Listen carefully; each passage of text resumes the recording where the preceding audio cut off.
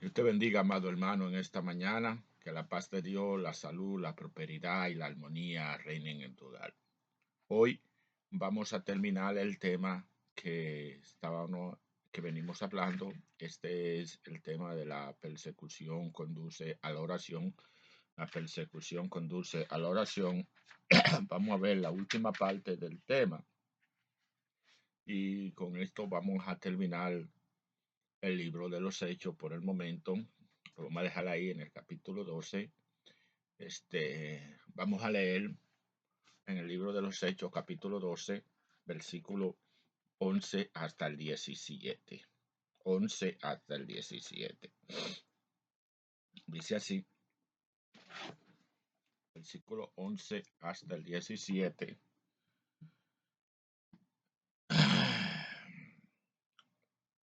Dice así, entonces Pedro, volviendo en sí, dijo, ahora entiendo verdaderamente que el Señor ha enviado su ángel y me ha librado de la mano de Herodes y de todo lo que el pueblo de los judíos esperaba. Y habiendo considerado esto, llegó a casa de María, la madre de Juan, el que tenía por sobrenombre Marco, donde muchos estaban reunidos orando. Cuando llamó Pedro a la puerta del patio, salió a escuchar una muchacha llamada Rode, la cual cuando reconoció la voz de Pedro, de gozo, no abrió la puerta, sino que corriendo adentro dio la nueva de que Pedro estaba a la puerta. Y ellos le dijeron, está loca. Pero ella aseguraba que sí era. Entonces ellos decían, es un ángel. Mas Pedro persistía en llamar. Y cuando abrieron y le vieron, se quedaron atónitos. Pero él, haciéndole con la mano señal de que callasen, les contó cómo el Señor le había sacado de la cárcel. Y dijo, haced saber esto a Jacobo y a los hermanos. Y salió y se fue a otro lugar. Salió y se fue a otro lugar. Volviendo en sí, es decir, ya consciente de que su liberación era una realidad, porque para él era un sueño. No un sueño, como lo había imaginado. Juan, el que tenía por sobrenombre Marco. Se cree que este fue el que acompañó a Bernabé y a Saulo, y que fue el autor del segundo de los evangelios. Entonces ellos decían, es decir, es un ángel. Los judíos creían que cada persona tenía un ángel guardián. Haced saber esto a Jacobo, dijo Pedro. Es decir, avísenle al pastor que ya estoy fuera de peligro. Se fue a otro lugar, quizá a la casa de otra familia cristiana, pues la casa de María ya era un lugar muy conocido por los judíos. Por lo que se lee en el versículo 11, entendemos que todo esto había sido para Pedro como un trance. Si hubiera sido de otro modo, quizá Pedro hubiera reaccionado a su manera y algo habría salido mal. Pero el Señor sabe hacer la cosa como debe ser. Después de que el ángel se apartó de su lado, el apóstol volvió en sí, ya bajo su propio juicio humano.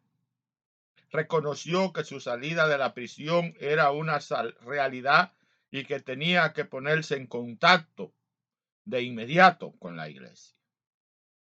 Con una actitud de asombro y agradecimiento, Pedro dio por hecho que el Señor lo había liberado de la mano de Herodes y de todo el pueblo de lo que los judíos y de todo lo que el pueblo de los judíos esperaba.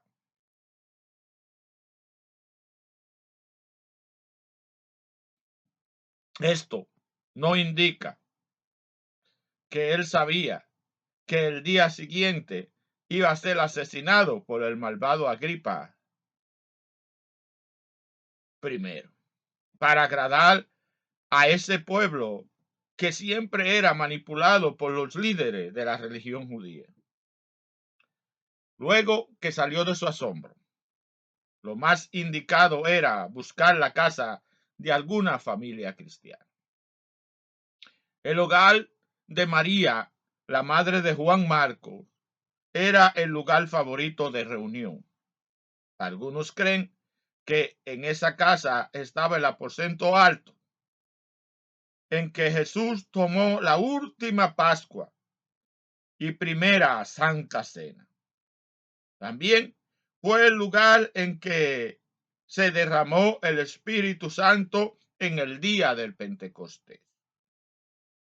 Por lo visto, a través de los años, este lugar siguió siendo el punto básico de reuniones privadas de los creyentes.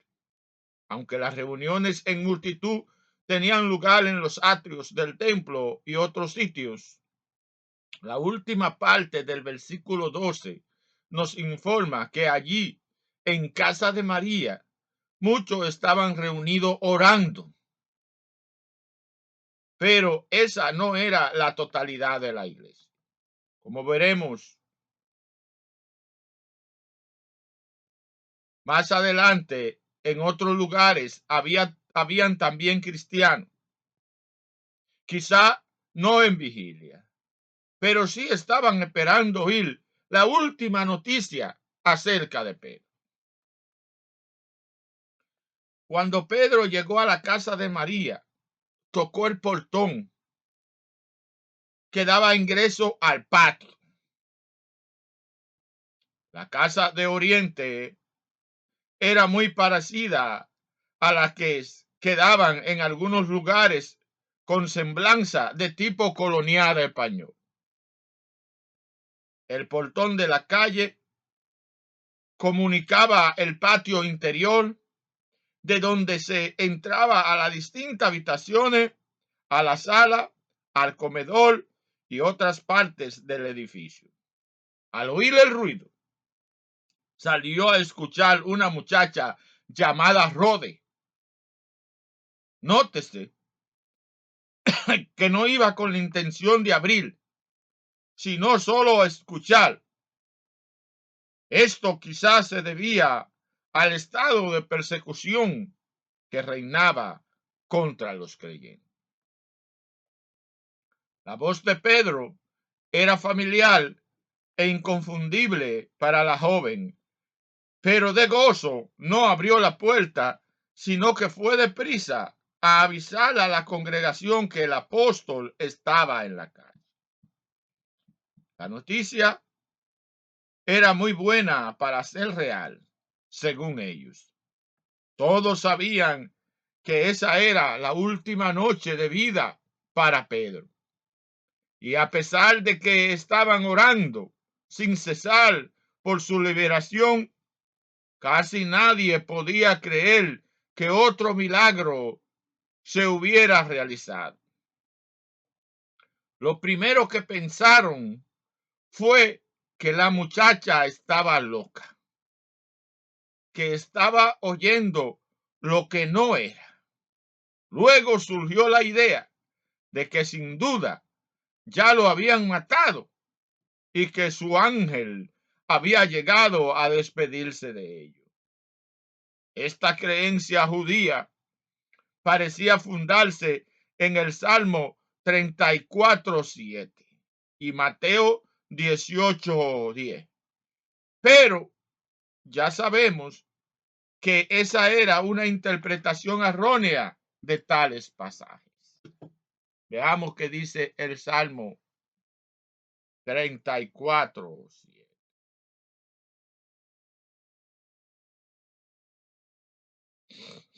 Salmo 34:7.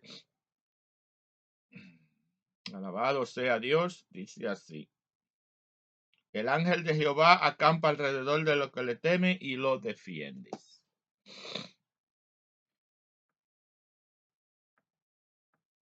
El ángel de Jehová acampa alrededor de los que le temen y lo defiende. Eso es verdad. pero ellos pensaban que fue un ángel que venía, el ángel de él, a despedirse, porque ya pensaban que estaba muerto. Tenían una interpretación media rara, media rara. Los versículos 16 y 17 dicen que a la insistencia de Pedro abrieron y al verlo se llenaron de emoción, pero el apóstol los calmó y le dio testimonio de su liberación y le pidió que pusieran al tanto al pastor Santiago. Él optó por refugiarse en otro hogar. Mientras tanto, los judíos se alborotaban, mataron a los guardias y no sabían qué era lo que estaba sucediendo. Así son las obras de Dios. Asombran aún a los que creen en Él y en su poder. Alabado sea Dios. Mateo 18:10.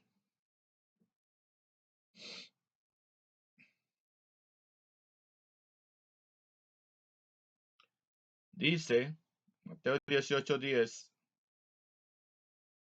dice, mirad que no menospreciéis los uno de estos pequeños, porque os digo que sus ángeles en los cielos ven siempre el rostro de mi Padre que está en los cielos. Una interpretación errónea. Pero, de acuerdo a Job, nosotros tenemos un cerco de ángeles que nos protege. Tenemos ángeles que trabajan y que están cuidándonos siempre.